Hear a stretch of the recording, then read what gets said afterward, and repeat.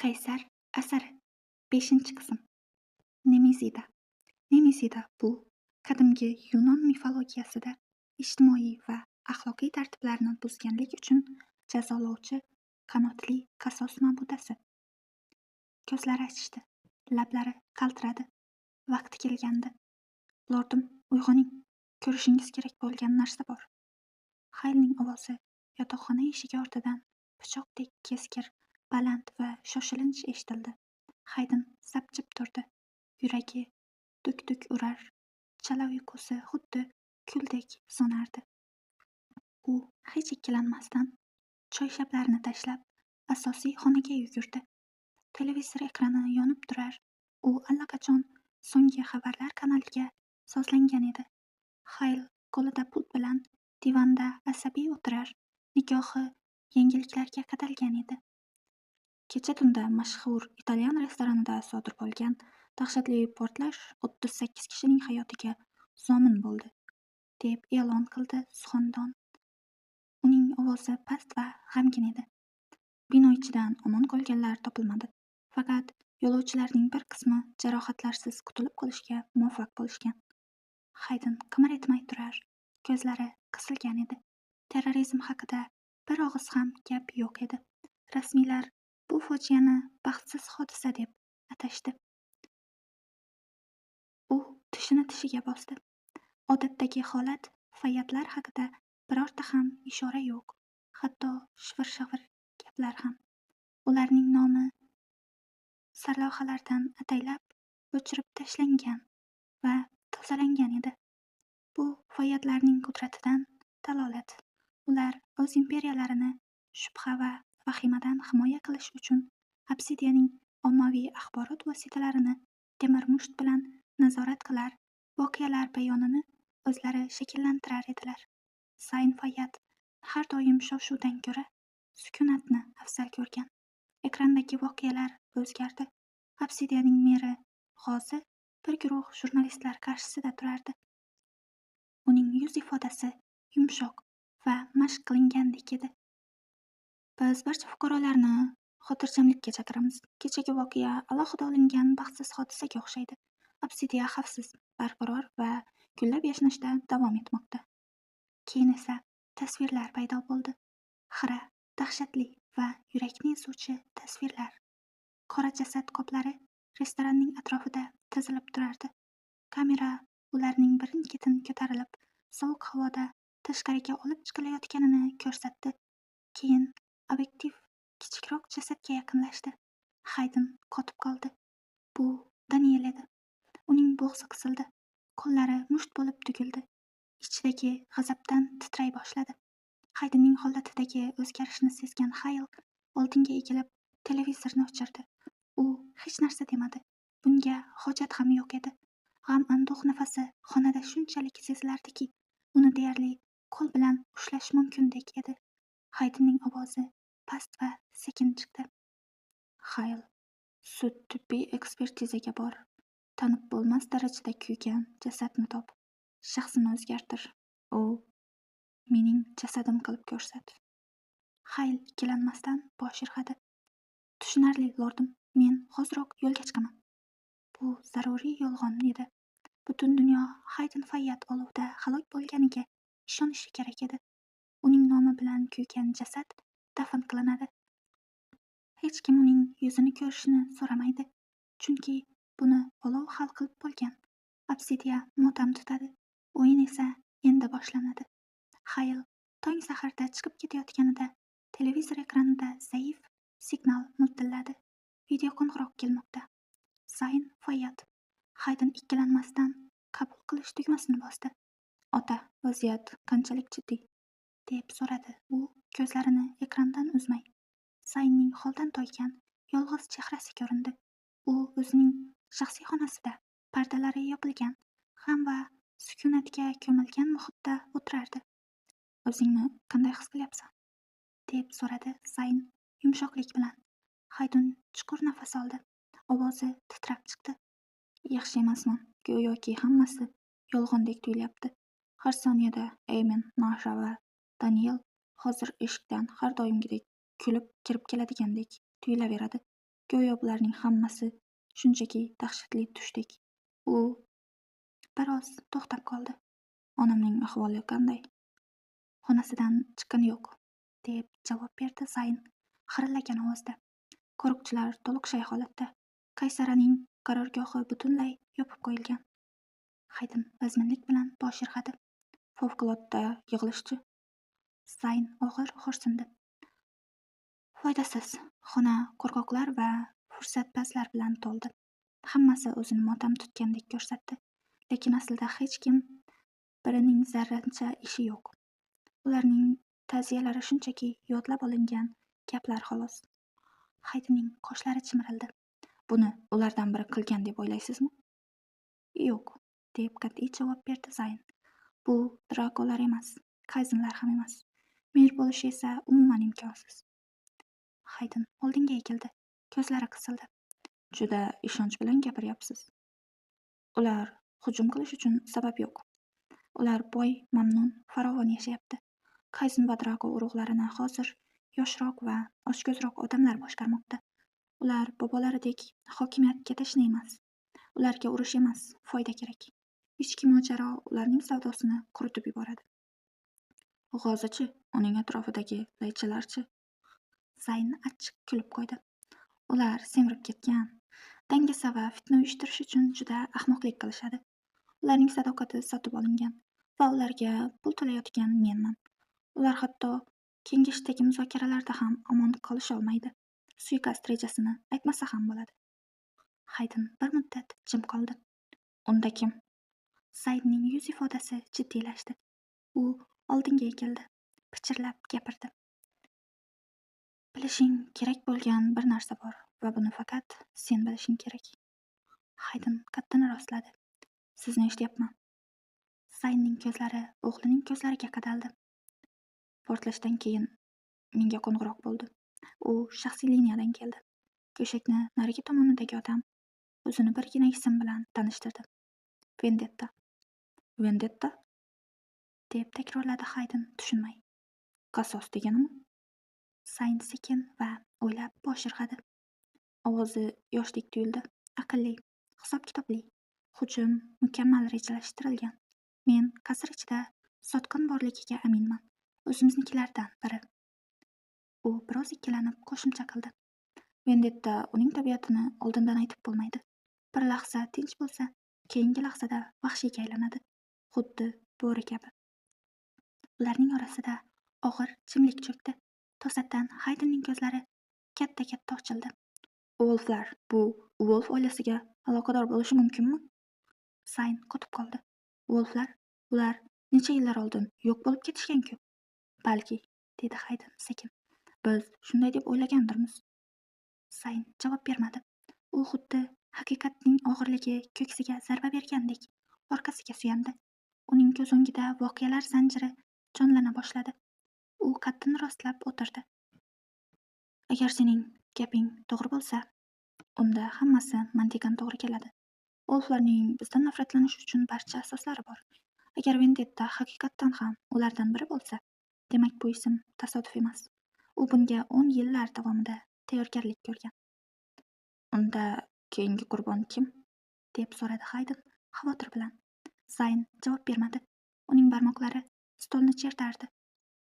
So'ng u o'zining kodlangan ekraniga o'girildi va klaviaturada shiddat bilan nimadir yoza boshladi. Ekranda fayllar paydo bo'ldi.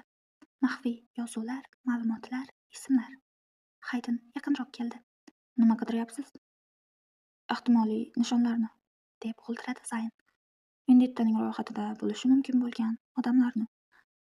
Aynan bir shaxsiy fayl Haydinning e'tiborini tortdi. Yosh qiz, begunoh, xush chehrali, oddiy kiyingan. Kim u? Zayn javob berishdan oldin ikkilanib qoldi. Mikayla Ayaz. Kim? Haydin tushunmay tikilib qoldi. Qishloqlik bir qizning bunga nima aloqasi bor? Zaynning yuz ifodasi ehtiyotkorona tus oldi. Sen bilmaydigan narsalar bor, Haydin. Agar bularning Eymenning o'limiga aloqadorligi bo'lsa, bilishga haqqim bor. Ortiq hech qanday sir bo'lmasin, deb baqirdi Haydin. Men ularni seni himoya qilish uchun yashirgandim, dedi Zayn. Menga himoya kerak emas, haqiqat kerak. Zayn chuqur nafas oldi. Ko'zlarida pushaymonlik aks etdi. To'g'ri aytyapsan. Bilishga haqqing bor. Sen endi yosh bola emassan. Sen mening merosxo'rimsan. Hayden yutindi. U hech qachon tanlangan o'g'il bo'lmagan edi. Emin har doim otasining dunyosi markazida turardi. Ammo endi o'sha dunyo o'zgargan edi. Hammasini bilishga tayyormisan? Deb so'radi Zayn. Hayden bosh irg'adi. Zayn unga barchasini ochiq-oydin aytib berdi. Haqiqat xuddi to'lqin kabi yopirilib keldi. Qorong'i, chigal va Hayden tasavvur qilganidan ko'ra ancha murakkab edi. Uning rangi o'chib ketdi. Mushtlari tugildi. Uning butun dunyosi ostin-ustun bo'ldi. Bularning barchasining markazida Mikayla Ayaz turardi. Haqiqat oshkor bo'lgach, Zayn g'amgin ohangda dedi: Agar Vendetta Damin Wolf bo'lsa, unda hammasi to'g'ri keladi. U zarba berishni 20 yil kutgan. Ayaz vafot etdi. Bu uning keyingi rejasiga ishora qiladi. Bu uning qizi. Haydenning ko'zlari qisildi. U biladimi? Yo'q, dedi Zayn qat'iy. U haqiqatni hech qachon bilmasligi kerak. Sening kimligingni ham bilmasligi shart. Demak, men uni yashirin himoya qilamanmi? Zayn bosh irg'adi. Yaqinda bo'l, lekin ko'rinma. Agar Vendetta uning ortidan kelsa, biz darrov bilib olamiz. Hayden istehzoli kulimsiradi. Men qishloqda yashab omon qolaman deb o'ylaysizmi? Zayn bir tasvirni ochdi. Yam-yashil tepaliklar bag'rida joylashgan, markazida masjidi bo'lgan, devor bilan o'ralgan qo'rg'on. U yer tinch, u yerda xavfsiz bo'lasan. Xavfsiz? Albatta, deb g'o'ldiradi Hayden. Sen hoziroq yo'lga chiqishing kerak. Xaylni o'zing bilan ol va unutma. Bu topshiriq hayot va mamot masalasi bilan bog'liq. Haydenning yuz ifodasi qat'iylashdi. U endi unutilgan o'g'il emasdi. Endi u himoyaning so'nggi chizig'i edi. Va u yerda urush yetib bormagan uzoq qishloqda Mikayla Ayaz ismli qiz o'z hayoti hamma narsaning kaliti ekanidan mutlaqo bexabar edi. U qizni himoya qiladi. Hatto buning uchun u butunlay boshqa odamga aylanishi kerak bo'lsa ham, hatto o'z dunyosiga hech qachon qaytmasligini anglatsa ham. 6-qism. Mikayla Ayaz. Obsidiyaning parokandalik va shovqin suronidan uzoqda o'rmonli tepaliklar va ilonizi bo'lib oqadigan zilol suvli daryo oralig'idagi tanho vodiyda vaqt hukmiga bo'ysunmagan bir qishloq bor edi. U Nurul Asror, sirlar nuri deb atalardi. Nur zamonaviy shaharlardan butkul farqi o'laroq qishloq ahlining hayotini yoritib turuvchi e'tiqod ramzi edi. Sirlar esa ularning dunyosi tabiat tomonidan yashirilgan, sukunat bilan qo'riqlanadigan va begonalardan xoli ekanligini anglatardi. 500 dan ortiq bo'lmagan qishloq aholisi o'zaro totuvlikda yashardi. Qalin o'rmonlar va baland tepaliklar bu yerni xuddi soqchilardek o'rab olgan edi. Qishloqqa borish uchun uzun yog'och ko'prikdan o'tish kerak edi. Ko'prikda kecha-yu kunduz qishloqning eng sara jangchilari, kamonchilik va nayzabozlik san'atining qadimiy sirlarini egallagan kesatrilar navbatchilik qilardi. Kesatri bu indonez va malay tillaridan olingan ritsar, o'rta asrlardagi otliq jangchi yoki oliyjanob tabaqa vakili. Nurul Asrorda havo hamisha salqin edi. Kunduzi harorat taxminan 18 daraja atrofida bo'lardi. Kechasi esa 10 darajagacha tushib ketardi. Keng dalalarda oltin rang bug'doylar chayqalib turar. Qishloq ahlining asosiy taomi issiq non va qo'lda tayyorlangan pastadan iborat edi. Uylar pishiq g'ishtlardan ehtiyotkorlik bilan qurilgan bo'lib, ularning ko'rinishi kamtarona, ammo mustahkam edi. Qishloqning ko'k markazida aholi uchun ham ma'naviy, ham ijtimoiy markaz vazifasini o'taydigan ulkan gumbazli masjid qad rostlagan edi. Masjid yaqinidagi kamtarona darsxonada duo sadosi emas, balki o'yinqaroq bolalarning shovqin suroni eshitilardi. Mikayla Ayaz xonaning to'rida, doska yonida vazminlik bilan turardi. Uning charchagan ko'zlarida o'zini qo'lga olishga urinish sezilsa-da, qiyofasi xotirjam edi. Bolalar, iltimos, diqqat qilinglar, dedi u muloyimlik bilan va ortidagi devorga tartib bilan yozilgan Javi yozuviga ishora qildi. Javi yozuvi bu arab alifbosiga asoslangan malay tili va Janubi-Sharqiy Osiyodagi bir qancha boshqa tillarda yozish uchun moslashtirilgan yozuv tizimidir. Ammo uning iltimosi e'tiborsiz qoldi. Havoda qog'ozdan yasalgan koptokchalar uchar, bir bola partalar orasiga boshqasini quvib yurar edi. Darsxonadagi shovqin maktabdan ko'ra ko'proq sirkni eslatardi. Shunga qaramay Mikayla ovozini ko'tarmadi. Hali emas. Ustoz, qachon uyga ketamiz? Juda zerikib ketdim, dedi oldingi qatorda o'tirgan bolalardan biri nolib, partasiga yaslanib olgancha. Mikaylaning chekkasida asabiylashganidan tomirlari ko'rina boshladi. Uning oppoq yuzlari qizardi. Sabr kosasi to'lib borayotgan edi.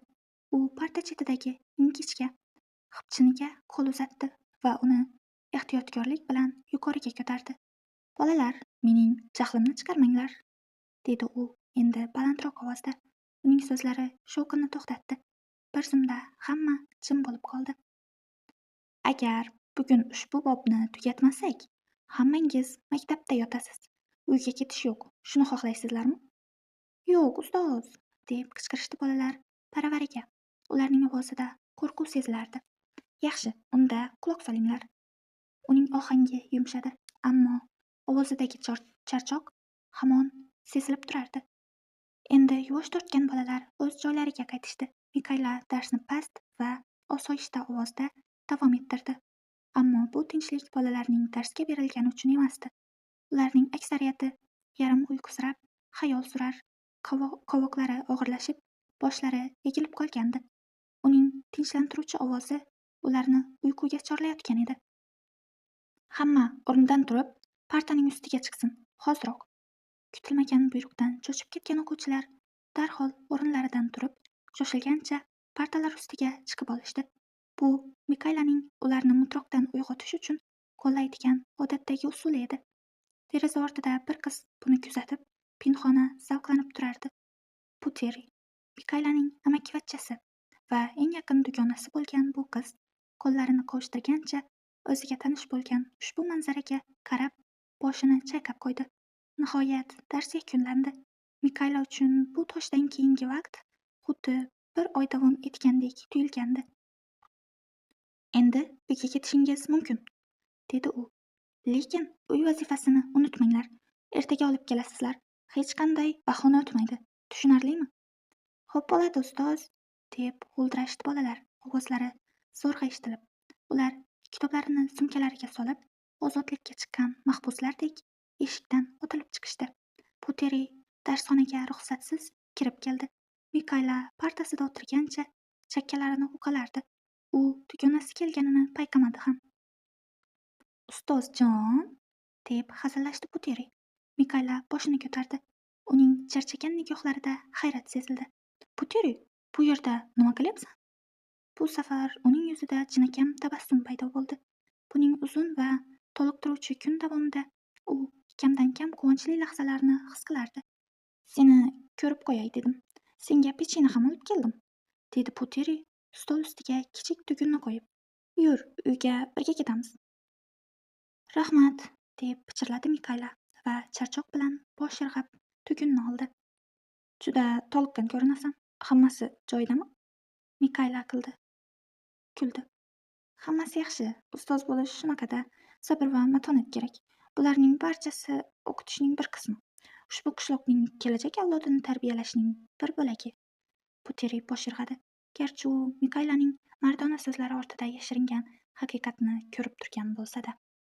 Otasi Imom Ayaz vafotidan so'ng Mikayla nafaqat diniy ustoz, balki qishloq oqsoqollar kengashi a'zolaridan biri sifatida ham uning o'rnini egallagan edi. Qishloqda boshqa o'qituvchilar bo'lsa-da, hech biri uning kabi bilimga va obro'-e'tiborga ega emasdi. Bu ajablanarli emas edi. Axir u otasining qizi-da. Qaniydi bu qishloqdan senga yordam beradigan yana bir ustoz bo'lsa. Hammasi joyida, Puteri, o'zim eplayman. Otang sendan faxrlangan bo'lardi. Mikayla yolg'iz farzand bo'lsa-da, o'zini xuddi jangchidek tutar va hech qachon charchoqni bahona qilmasdi. Tashqarida osmon qorong'ilasha boshlagan edi. Ikki qiz kun botishining to'q sariq nurlari bilan qoplangan keng dala bo'ylab birga uyga qaytishardi. To'satdan tuyoq tovushlari eshitildi. Otliq bir yigit ularga yaqinlashdi. "Sizlarga tinchlik bo'lsin", dedi u otdan tusharkan. Qishloqning kasatriya sardori bo'lgan master Uzayr Mikayla bilan deyarli tengdosh ko'rinardi. Uning charm sovuti quyoshning so'nggi nurlari ostida xira jilvalanardi. Orqasida sadoq va kamon yonida esa uzun qilich osig'liq turardi. "Sizga ham tinchlik bo'lsin, master Uzayr", deb javob berishdi qizlar. "Uyga ketyapsizlarmi?" deb so'radi u. "Nega, ustoz Mikaylani kechki ovqatga taklif qilmoqchimisiz?" deb hazillashdi Puteri dugonasini turtib. Mikayla unga ogohlantiruvchi nazar tashladi va qo'lini chimchilab qo'ydi. Uzayr kulib qo'ydi. "Aslida bugun xufton namozidan keyin mashg'ulot maydonida kichik tamaddi tashkil qilyapmiz. Kelishingizni xohlardim." "O, faqat ustoz Mikaylanimi yoki ikkalamiznimi?" deb so'radi Puteri. "Albatta, ikkalangizni ham." "Xo'sh, nima deysan?" deb Puteri Mikaylaga ma'noli qaradi. Mikayla odob bilan tabassum qildi. "Rahmat, master Uzayr, ammo bugun kechqurun masjidda haftalik ma'ruzam bor. Puteri, sen boraver, meni kutma." Puteri unga yaqinlashib pichirladi. "U yerda bir o'zim nima qilaman?" Master Uzayr xushmuomalalik bilan jilmaydi. "Hechqisi yo'q, tushunaman. Shunday bo'lsa ham, ustoz, bu dam olish kunlari o'rmonda ov qilishda bizga qo'shilishingiz kerak. Biz kiyik ovlamoqchimiz. Daryo bo'yida ularni pishiramiz." Unda men yo'qman", deb to'ng'illadi Puteri. U yovvoyi tabiatda yurishdan ko'ra tort pishirishni yoki ko'ylak tikishni afzal ko'rardi. Mikayla esa aksincha ot minishni va kamon otishni hamisha yaxshi ko'rgan. U bu mahoratni yillar davomida Uzayr va uning jangchilari bilan birga mashq qilgan edi. "Juda xohlardim, lekin bu dam olish kunlari kengashish majlisi bor. Keyingi safar so'z beraman", deb javob berdi Mikayla. Master Uzayrning yuzida biroz umidsizlik sezildi. U ortiq qistab o'tirmadi. U ustoz Mikaylani bolaligidan beri bilar edi. Bir paytlar hayot ancha sodda bo'lganida ular birga mashq qilishgan. O'shanda Mikayla shunchaki ot minishni va kamon otishni o'rganayotgan sho'x qizaloq edi. Nurul Asrorning ustoziga aylanishidan va buni butun qishloq mas'uliyatini o'z zimmasiga olishidan oldin. "Xavotir olmang, balki keyingi safar", dedi u hurmat bilan bosh irg'ab va otdan tushdi. "Sho'rlik master Uzayr seni necha marta taklif qildi-ya?" dedi Puteri ular yo'lda davom etarkan. "Uni rad etayotganim yo'q, Puteri, shunchaki ishlarim juda ko'p. Meni zimmamda qanday mas'uliyat borligini o'zing bilasan-ku." Ular birga yashaydigan uy joylashgan tepalikka ko'tarilishdi. "U seni yoqtiradi deb o'ylamaysanmi?" deb so'radi Puteri hazilomuz iljayib. "O'zingga bir qara, oppoq yuzing, qirmizi lablaring, ustiga ustak hurmatli insonning qizisan. Bu yerdagi har bir yigitning orzusidagi qizsan-ku." Mikayla ko'zlarini suzdi. Master Uzayr hamma bilan xushmuomalalik bilan gaplashadi. Bu hech narsani anglatmaydi. "Men shunchaki aytyapman, sening eng yaqin dugoning sifatida o'zingni ham o'ylashingni xohlayman. Kelajagingni o'yla, vazifangni yaxshi ko'rishingni bilaman, ammo o'z qalbingga g'amxo'rlik qilishni ham unutma." Puterining so'zlari uning qalbining tub-tubiga yetib bordi. Nahotki u shu vaqtgacha o'zini butunlay unutib qo'ygan bo'lsa, u otasining merosini davom ettirishga, bu qishloqni himoya qilishga shunchalik berilib ketganidan o'zining shunchaki ayol ekanligini, nafaqat yetakchi, balki inson ekanligini unutib qo'yganmidi? Quyosh tepaliklar ortiga botib, osmon shom qorong'uligiga burkanarkan, Mikayla Ayaz o'qituvchi, yetakchi, afsonaviy insonning qizi o'ziga oddiy bir savol berdi. Oxirgi marta u qachon chin dildan baxtli bo'lgan edi? Ijro etuvchi Farangiz Murodova. Davomi bor.